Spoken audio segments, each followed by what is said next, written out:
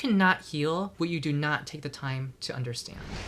You guys, I finally figured out what is wrong with me. And to any homophobes who may come across this video, which I doubt because I'm relevant, I get like 50 views per video, but that's okay. It's not because I'm gay. I've been new since forever. I wanted to sit down and talk to you guys about this kind of realization that I had because I genuinely think it could be helpful for someone out there who's struggling or dealing with something similar. If you were my friend and we were having a conversation back and forth, it'd be much less superficial or surface level, but that's besides the point. I truly believe and stand by what I say, and I want to practice what I preach. And I feel like what I preach can be the missing piece that someone out there has been looking for. Without me yapping on much longer, let's talk about what I've come to realize. My life growing up was not easy at all.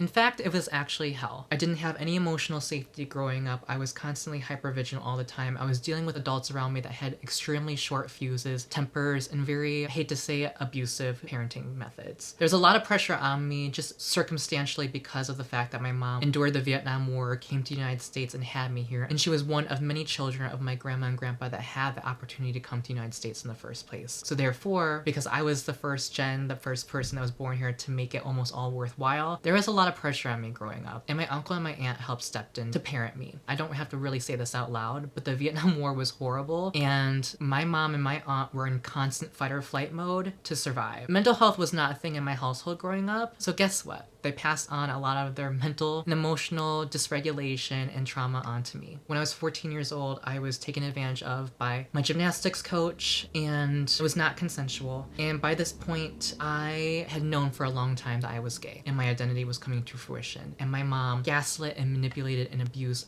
the out of me. I was going through hell for almost all of my teenage years. When this traumatic thing happened to me, I couldn't tell anyone. I didn't have an emotionally safe environment growing up. I couldn't confide in anyone, and I didn't want it to become a conversation of my sexuality. I couldn't even open up and be honest, like, hey, this thing happened to me, because I knew damn well it would turn into a conversation of what my sexuality actually was for my mom. She said things growing up like, if you're gay, I'll kill myself, or if you're gay, you're a terrible son, or if you're gay, I'm gonna move to Vietnam and leave you here all by yourself. Conversations like this regarding something sexual that was inflicted upon me that was not consensual could stir up a conversation about who I really was, and I was not wanting to have that because I was already dealing with enough hell at home. Throughout most of my adult life, I always held on to this tense, keyed up feeling. And I was always restless, always yearning to achieve or accomplish the next thing, always ready to prove my worth at every second. Rest did not come easy to me, and it's something I'm still practicing and getting used to. And even though I've made peace with basically everything that's happened to me in my life, and I think I'm doing life pretty damn good if I say so myself, I still hold on to this tension. I still hold on to this keyed up, tense feeling. I notice it especially in academic settings. I want to live an authentic life. I want to live a life on my own terms. And for the most part, I do. The only thing is, with school, you're paying to basically be evaluated and tested and prove that you're worthy in some way, because if you don't, well, you fail your classes and you have to dish out another $7K. I go to an Ivy League, so school's really expensive here. Another $7K to retake your graduate level course. I got a full ride scholarship in undergrad, which I'm so grateful for, but grad school is it's not really quite like that. You know, I'm paying for everything myself. I'm a mental health nurse. I've saved up a lot of money through my job. I'm dishing out a lot of my savings to go again to the same rigorous program that I once was in undergrad. This is not easy stuff. You know, I'm going to be a provider. I'm going to be a nurse practitioner. I'm going to be diagnosing people and prescribing them medications. There is a lot of liability involved in that, and I gotta know my shit. Needless to say, there is just a lot of pressure. It's just as simple as that. And in academic settings, trying to prove myself or feel worthy is exhausting, and I kind of have to, because like I said, if I fail, I fail, and I have to do it again and then prove that I'm worthy of passing, which luckily has not happened. But I still want to do my best, and I still want to take advantage of this educational opportunity that I have, because I'm very, very grateful to have an education, to be learning, and learning very valuable skills at that. But I feel that tension a lot. I definitely struggle a lot with performance anxiety. That is one of the biggest things I deal with. When I speak in class, when I get evaluated, my heart races, my voice wants to tremble, my breathing gets shallow. Like, I feel like all eyes are on me, and I feel like I have to prove that I'm smart, even though I logically know it. There's that almost second nature, inherent, innate drive to constantly want to prove myself. And I've really kind of fully uncovered why that is, and how much it's dictated my life and how I've been living. And this is what I've come to truly, fully understand about myself. When you are even here in the United States, which is not a perfect country by any means, oh hell no. I mean, y'all see what's going on. I don't have to speak for that. But when you're given an opportunity out of many members of your family in Vietnam, that pressure is insurmountable. That pressure is overwhelming. I had to prove for nearly all years of my life that I was worthy enough to be here and that I deserved this opportunity to be in the United States. And that actually is not a healthy mindset at all, because I was conditioned to equate my worth with what I did and not for who I was. And on top of that, everything I went through in my life, and it is not shocking at all why I feel the way that I do, why rest does not come easy to me, and why I feel keyed up,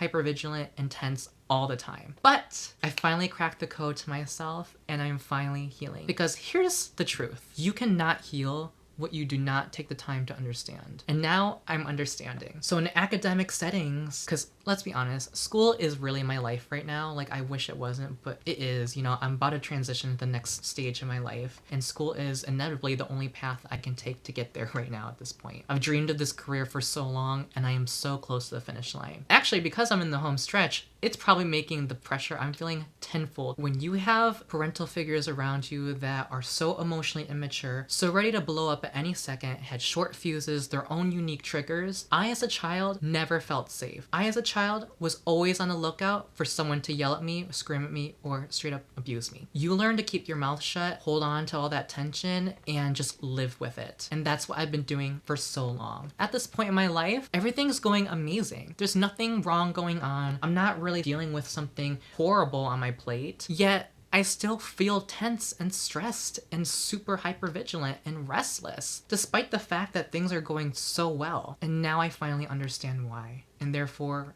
I can finally truly heal. I have not felt this good in so long. And I know I said that in my last video because I kind of was on the edge of kind of having this eureka, oh my gosh, it all makes sense moment. And now it's come to me where I can finally feel peace and deserve to feel peace. I feel comfortable and confident fully saying I deserve the amazing life that I've built for myself today. I built something out of nothing. I took matters into my own hands. I was able to look inwards and ask myself, what did I truly want out of my life? And along the way, if something wasn't working, I'd stop, reflect, and pivot if I need to. And yes, there's been a lot of obstacles along the way, and it's kind of been an emotional roller coaster to say the least. But this is the life that I always wanted for myself. And I'm just so grateful to myself that I was able to look in the mirror and be like, I got you. Let's get ourselves there. And we are there right now. And that's not to say everything's gonna be perfect and smooth flowing and smooth sailing from here on out, but that's life, you know? I don't know how many times I can reiterate it, but I'm so thankful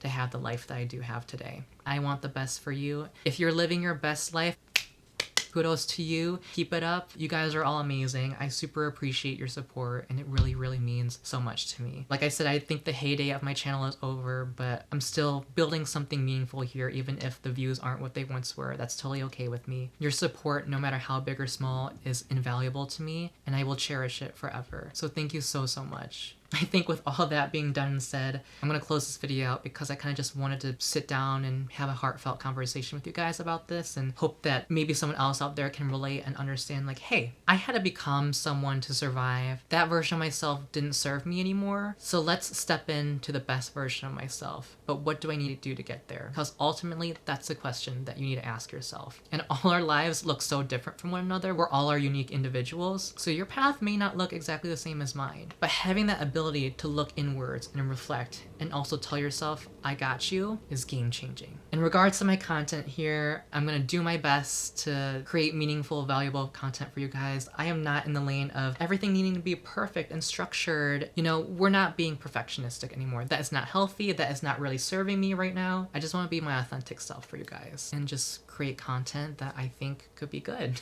And I want to step into more short form content. I've always been so scared of that because, as I kind of reiterated, like, I kind of have this like all eyes on me thing that horrifies me, and I'm starting to get over that because I'm actually starting to heal. I have some short form content that I'm going to serve up for you guys and hopefully be able to turn out more long form content as well. So things are looking up here. Once again, I really appreciate you. Please take care of yourselves, stay safe out there, and I hope you have an amazing rest of the day, whatever you're doing. I'll see you guys in the next video. Thanks again.